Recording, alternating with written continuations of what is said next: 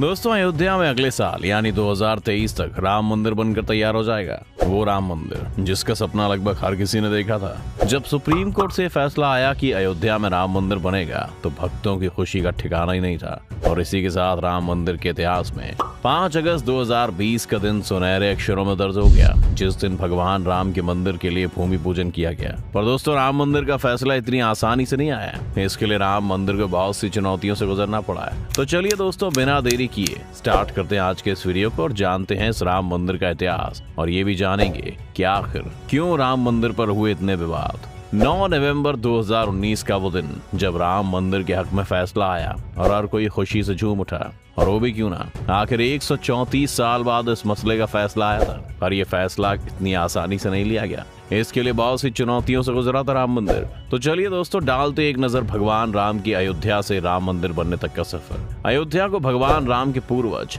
विवस्वान के बेटे वैवस्वत मनु ने बसाया था। तभी से शहर पर सूर्यवंशी राजाओं का राज महाभारत काल तक रहा। यहीं पर दशरथ के महल में प्रभु श्री राम का जन्म हुआ था। भगवान श्री राम के काल में अयोध्या काफी सुंदर थी। इतनी सुंदर थी कि इसकी तुलना स्वर्ग से की जाती थी। कहते हैं कि भगवान राम के जल समाधि लेने के बाद अयोध्या कुछ समय के लिए बिखर सी गई थी, लेकिन उनकी जन्मभूमि पर बना महल वैसा का वैसा ही था। भगवान राम के बाद उनके बेटे कुश ने एक बार फिर से राजधानी अयोध्या का निर्माण कराया। इस निर्माण के बाद सूर्यवंशी की अगली 44 पीढ़ियों ने यहाँ पर राज किया। आखिरी राजा महाराजा बृहदबल ने भी यहीं पर शासन किया। कौशल राज बृहदबल की मृत्यु महाभारत युद्ध में अभिमन्यु के हाथों हुई थी और महाभारत के युद्ध के बाद अयोध्या उजाड़ सी हो गई। पौराणिक कथाओं के मुताबिक कौशल राज बृहदबल की मृत्यु के बाद ये उल्लेख मिलता है कि ईसा के लगभग 100 वर्ष पूर्व उज्जैन के चक्रवर्ती सम्राट विक्रमादित्य एक दिन शिकार करते करते अयोध्या पहुंच गए। थके होने के कारण वो अयोध्या में सरयू नदी के किनारे एक आम के पेड़ के नीचे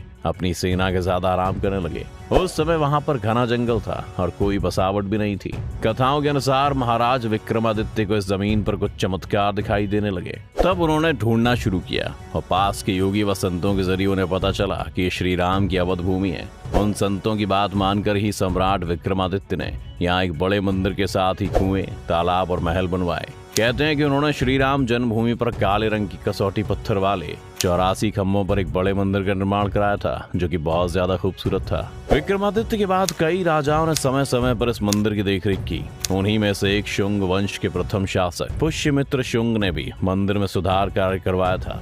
इसके बाद ईसा की 11वीं सदी में कन्नौज का राजा जयचंद आया तो उसने मंदिर पर सम्राट विक्रमादित्य के इंस्क्रिप्शन को उखाड़ कर अपना नाम लिखवा दिया। इसके बाद पानीपत के युद्ध के बाद जयचंद का भी अंत हो गया। इसके बाद भारत देश पर मुगलों का आक्रमण बढ़ गया। आक्रमणकारियों ने काशी मथुरा के साथ ही अयोध्या में भी लूटपाट की और पुजारियों की हत्या कर मूर्तियों को तोड़ने का काम जारी रखा।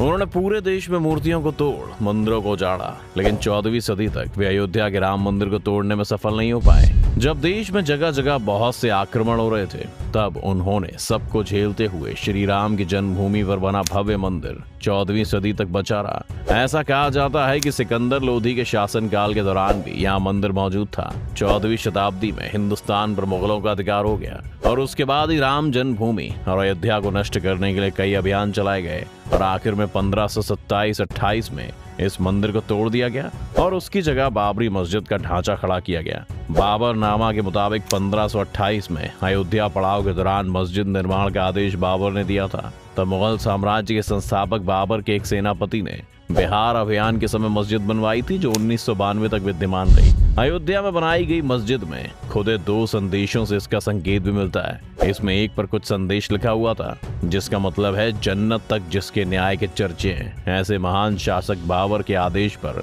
दयालु मीर बकी ने फरिश्तों की इस जगह को मुकम्मल रूप दिया। हालांकि अकबर और जहांगीर के शासन काल में हिंदुओं को मंदिर के पास की भूमि एक चबूतरे के रूप में सौंप दी गई थी, लेकिन फिर से क्रूर शासक औरंगजेब ने अपने पूर्वज बाबर के सपनों को पूरा करते हुए यहाँ भव्य मस्जिद का निर्माण कर उसका नाम बाबरी मस्जिद रख दिया। हिंदू धर्म के मुताबिक जिस जगह पर मस्जिद को बनाया गया था वो भगवान राम की जन्मभूमि है। बाबरी मस्जिद में 3 गुंबद थी। और हिंदू धर्म के मुताबिक इन गुंबदों के नीचे ही भगवान राम का जन्म स्थान है। साल 1853 में इस मंदिर को लेकर हिंदू मुस्लिम में सांप्रदायिक दंगे हुए और इस जगह को लेकर विवाद छिड़ने लगा। 1859 में अंग्रेजी सरकार ने विवादित जगह के आसपास बाड़ लगा दी। मुसलमानों को ढांचे के अंदर, हिंदुओं को बाहर चबूतरे पर पूजा करने की इजाजत दी गई।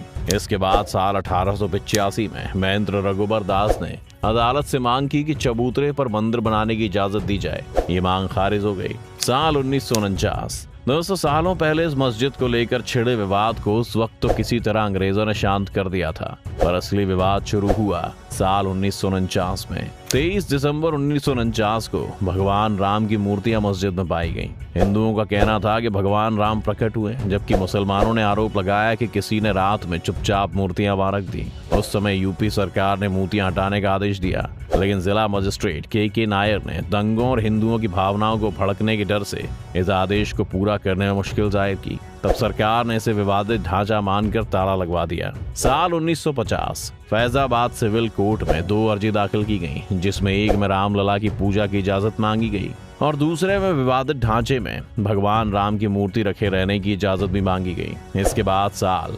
1959 में निर्मोही अखाड़ा ने तीसरी अर्जी दाखिल की। दोस्तों, निर्मोही अखाड़ा वही समुदाय है जिन्होंने सबसे पहले अयोध्या की भूमि का विवादित बताया था। साल 1961, इसके बाद यूपी सुन्नी वक्फ बोर्ड ने अर्जी दाखिल कर विवादित जगह की पोजीशन और मूर्ति हटाने की मांग की। साल 1984 में विश्व हिंदू परिषद ने कमेटी गठित की और विवादित ढांचे की जगह मंदिर बनाने की मांग की। साल 1986, यूसी पांडे की याचिका के बाद फैजाबाद के जिला जज KM पांडे ने 1 फरवरी 1986 को हिंदुओं को पूजा करने की इजाजत देते हुए ढांचे पर से ताला हटाने का आदेश दिया। 6 दिसंबर 1992, VHP और शिवसेना समेत दूसरे संगठनों के लाखों कार्यकर्ताओं ने विवादित ढांचे को गिरा दिया। देश भर में सांप्रदायिक दंगे भड़क गए, जिसमें 2000 से ज्यादा लोग मारे गए। रिपोर्ट्स के मुताबिक जब इस मस्जिद को ढाया गया तब वहां बहुत भीड़ थी और उस समय हर आदमी वहां पर नेता था। उस समय वहां का मंजर एक आंधी जैसा था। उस समय जय श्री राम,